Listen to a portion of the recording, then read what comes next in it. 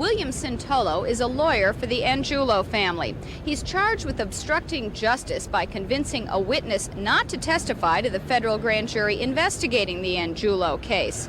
The scheme apparently worked. The witness, Walter Lafreniere, was a stand-up guy. Instead of testifying, he served 1.5 years in prison for contempt of court. There's little argument about any of this because the evidence is on tape. The tapes were recorded on a secret wiretap installed in 1981 here at the Angiulo family headquarters on Prince Street in the North End. In March of '81, a series of conversations were recorded, many including lawyer Sintolo, that dealt with witness Lafreniere's upcoming grand jury appearance. According to the indictment, Gennaro Angiulo, boss of the family, ordered 2 of his subordinates to murder Lafreniere. FBI agents listening to the tapes downtown decided to risk revealing their investigation by warning Lafreniere his life was in danger. Lafreniere relayed that tip back to the Angiulos, who then ordered him to commit contempt of court.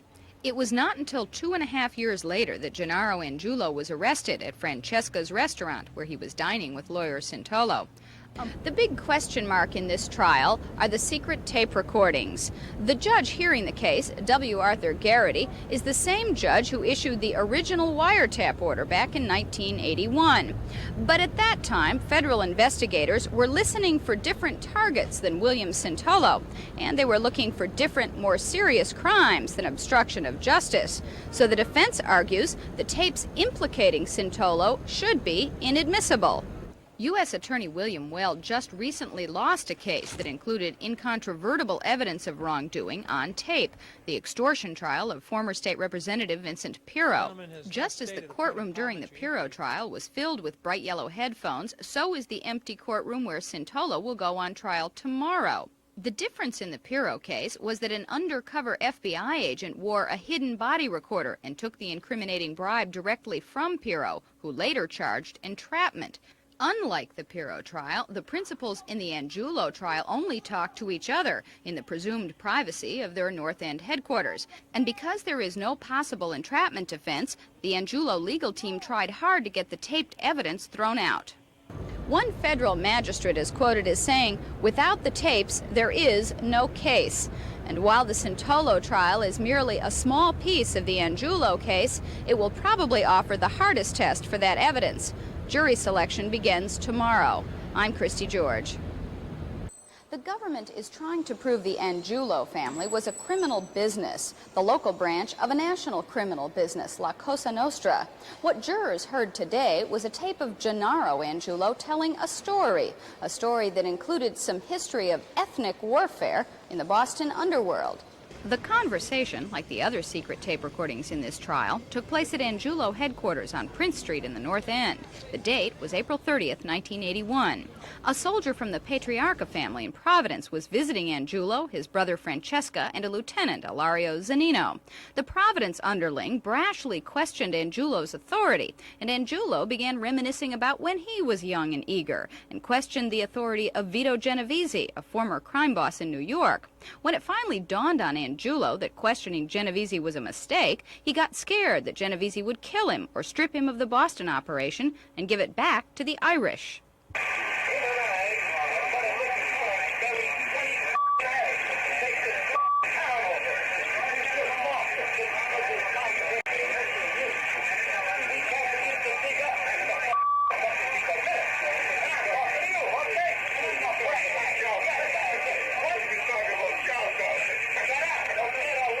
At that same table with Genovese and Angiulo was an Irishman named Johnny Earl, the man Angiulo considered a rival for Boston.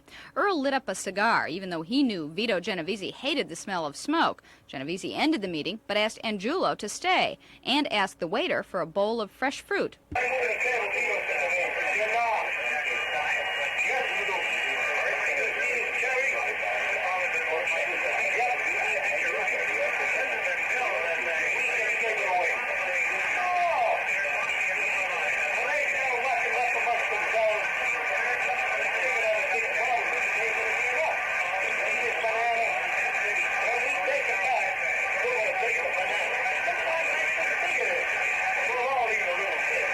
Six weeks later, Johnny Earl was gunned down in a New York automat. Angiulo kept the Boston operation.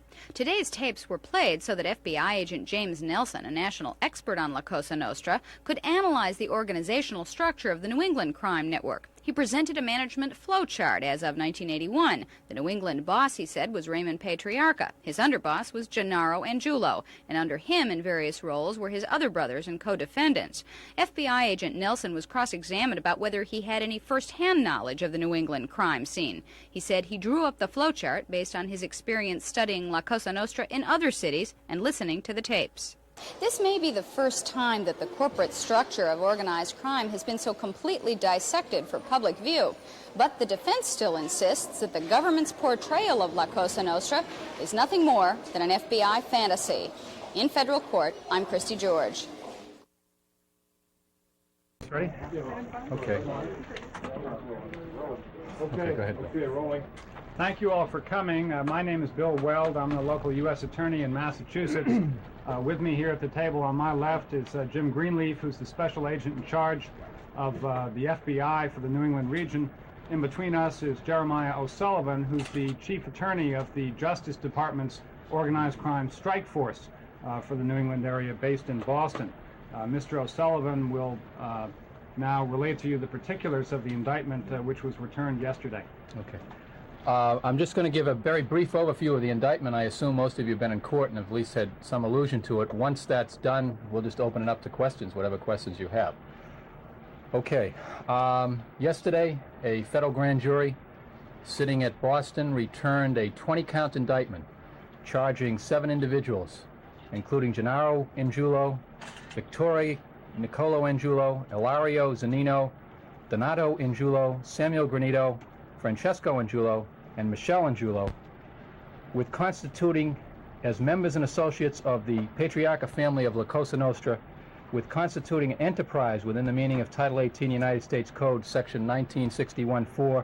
That is, a group of individuals associated in fact which engaged in various criminal activities, consisting of multiple acts of murder in violation of the laws of Massachusetts and California, and acts indictable under various federal statutes, including illegal gambling businesses, illegal loan sharking businesses, obstruction of state and local law enforcement, interstate travel to aid their gambling businesses, and threatening various witnesses before the grand jury. This indictment is the culmination of a 3-year investigation by the Federal Bureau of Investigation. The matter is, the defendants were arrested last evening, held without bail before and brought before Magistrate Cohen this morning. The bail hearing started at 11 o'clock, and the matter is continued until 2 o'clock when there will be further proceedings with reference to the bail. I think with that as a brief overview of the indictment, I'll open it up to whatever questions people have.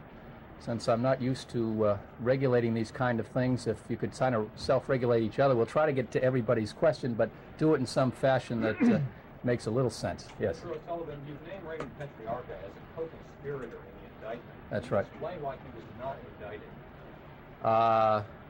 No, I don't think I want to explain that. Why wasn't Nick Angiulo arrested?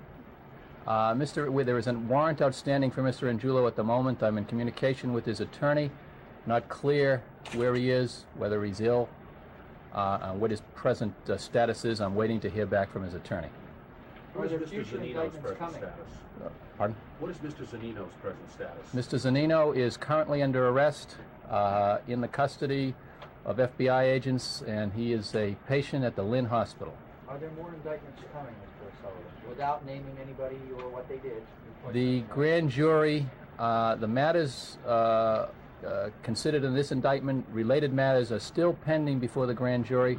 The grand jury will continue to receive evidence concerning these matters, and at some point in time, I would anticipate that the grand jury will be asked to act on those particular matters. Will other people be indicted? The question of who gets indicted or not indicted is ultimately the question of the grand jurors' vote, but the government intends to present further evidence regarding other individuals for the grand jury's consideration. Were the other individuals members of the Boston Police Department? No comment. What about Mr. Jerry Angiulo's attorney? William Weston Holmes? Mr. Santolo's activities as set out this morning at in the early stages of the bail hearing are a matter that are currently before the grand jury, yes.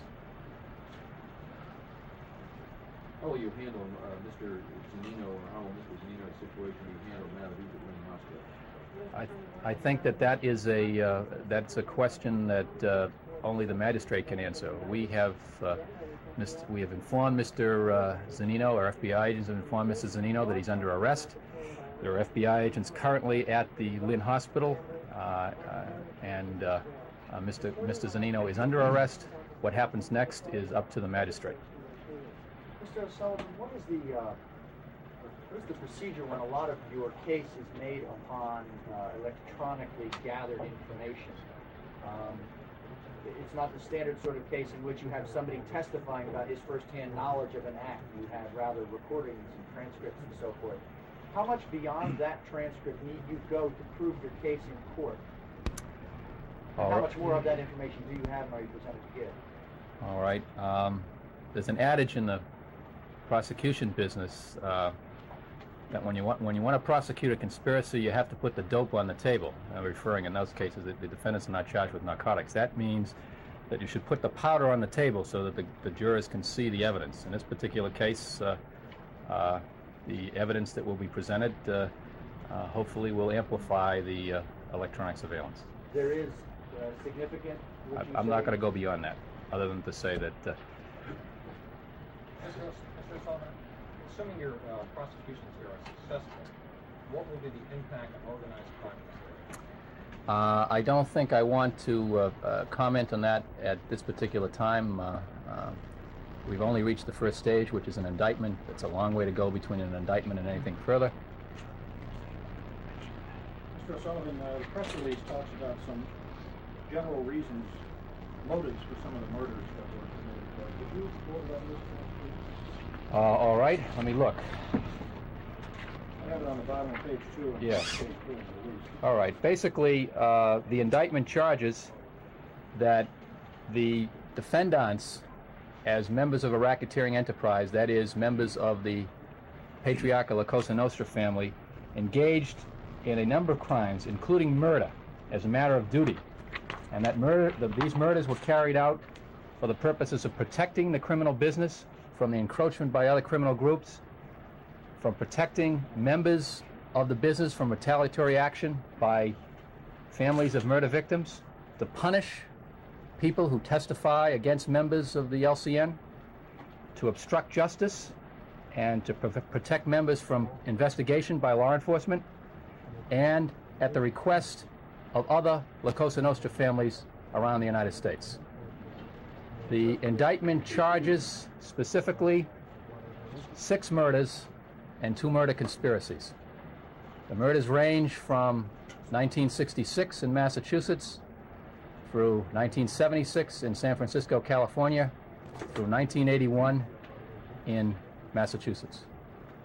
You know, in answer to the previous question about impact, might mention the indictment alleges that Gennaro Angiulo is underboss to Mr. Patriarca in the Patriarca family, and that others of the Angiulos are consigliere and capo regime in the enterprise. Yeah, let me amplify that just one bit further. The indictment charges, and if you read it closely, that these defendants constitute the management group, the key control group for the Boston LCN. The indictment charges that they are the underboss, consigliere, and in the instance of 4 of the defendants, capo regime, bosses of regimes. So I would suggest that in reading the indictment, I think you'll see, in terms of what impact it might have, the kind of charge that the indictment lays out. Can you speak to the scope of this enterprise, how many people were involved with it, what kind of money they made each year? No, that's a matter that I think is best left for trial. It's a matter that goes beyond the scope of the indictment as it's presented today, other than to point out to you the fact that the indictment contains a substantial forfeiture section which seeks to forfeit a large amount of property located in the North End on Prince Street, Hanover Street, and Canal Street, as well as stocks, $383,000 in cash, and a 68-foot yacht fisherman. One of the counts alleges underworld involvement in Las Vegas night charter groups. That's correct. Could you comment on that? Is that fairly widespread? I'm not going to comment on how widespread it is. The government charges and intends to prove at trial that these defendants were involved in the illegal operation of what were ostensibly legal Las Vegas nights in the Commonwealth of Massachusetts. To what extent? How many? I think that's a matter of proof that will come out at trial. Did the arrest relate in any way to Peter Lamoni's bid for parole? That's a loaded question. No comment. I guess no comment. Another point that I think may be worth making is that the FBI investigation was a fairly complex, long-running one, and the federal government received good help from state and local law enforcement in this effort, and specifically I would name District Attorney Newman Flanagan of Suffolk County, District Attorney Kevin Burke of Essex, and District Attorney John Conti of Worcester as being local prosecutors who helped out in the investigation. And I think Jim Greenleaf could tell you that there was support on the police side as well. Isn't that right? It certainly Mr. was. The law enforcement community banded together, and we received substantial assistance from the Boston Police Department, the Lynn Police Department, and the Massachusetts State Police. What started the investigation 3 years ago, and how does it compare to other investigations into organized crime in the Boston area? I think we will pass on both of those questions. Let me just add one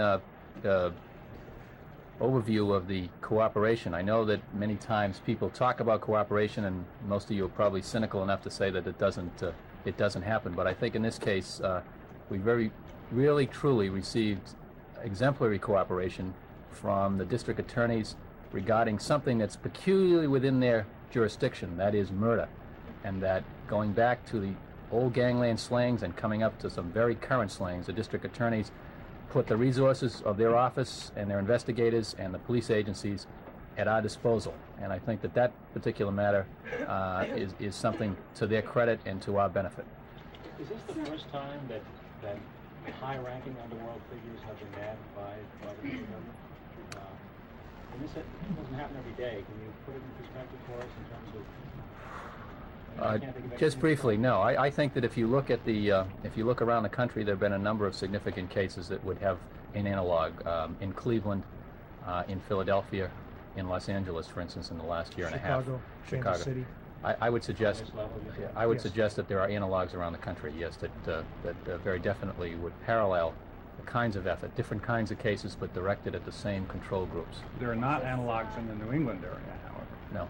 Is this group specifically involved in any other groups that The indictment alleges that the defendants committed murder at the request of other LCN families, and that they directly conducted business with LCN families around the country, as well as other criminal groups, including the criminal organization headed by Howard T. Winter here in the Boston area. Regarding the murder, people involved in the investigation have any kind of special protection awarded them now? Pardon? Any of the people involved in the investigation have any special protection? I don't think I want to comment on that issue. Regarding the murder of William Bennett and his brother Wimpy, were their bodies ever recovered? That murder occurred in April 1967. Wimpy Bennett is not one of the murders that's charged. The two murders charged are Walter Bennett and William Bennett. Walter Bennett's body was never recovered. William Bennett's body was. Patriarca is now an out-of-indicted co-conspirator, but you said matters were still pending before the grand jury. Is it possible to say yet indictment? I have no comment on that. Can you give us some idea of why, short of what's in the affidavit that is still in question before Magistrate Cohn, of why you don't think Gennaro and Angiulo should be released?